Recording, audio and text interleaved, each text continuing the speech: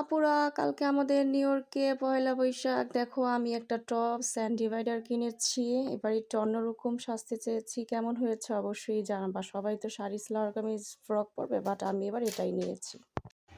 বন্ধুরা, চলে আসলাম আমি ডেইলি ব্লগ থেকে কাসকি মাছ নিয়ে। দেখো কাসকি মাছ।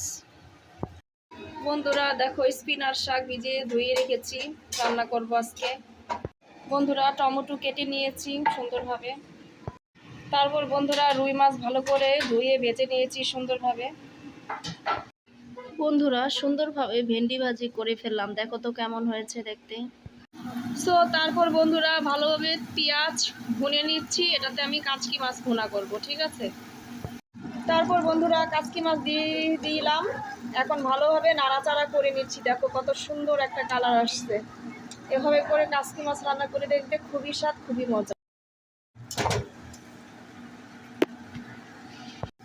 বন্ধুরা, তারপর দেখো কাচকি মাছের উপরে ধনেপাতা ছিটিয়ে দিয়েছি। কি সুন্দর একটা কালার চলে আসছে। Oh my god, so yummy, so tasty.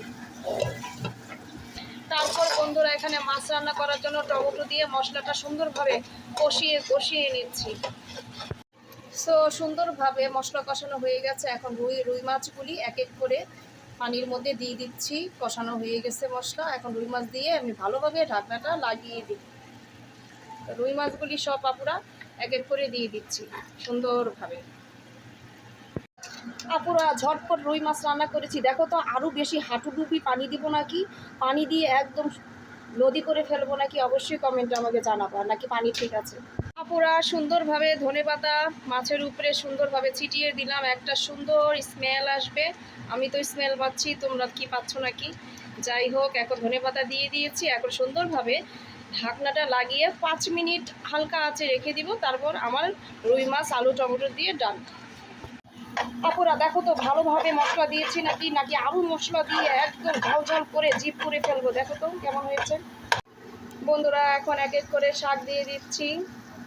দেখো তো, সবুজ সবুজ শাক, সবুজ সবুজ সিম, দেখতে মনটা একদম আনন্দে ভরে যায়। এখন আমি ভালোভাবে শাকগুলি সব দিয়ে দিলাম। এখন ভালোভাবে কষিয়ে ঢাকনাটা লাগিয়ে দিব। আপুরা দেখো তো, আমার ফাইনালি হয়ে গেছে পালং শাক দিয়ে সিম দিয়ে চিংড়ি মাছের চচ্চড়ি। Oh my god, so yummy, so tasty, so delicious. আজকের মতো এখানেই। তো তোমরা ভালো থাকো, সুস্থ থাকো। আসসালামু আলাইকুম, আল্লাহ হাফেজ।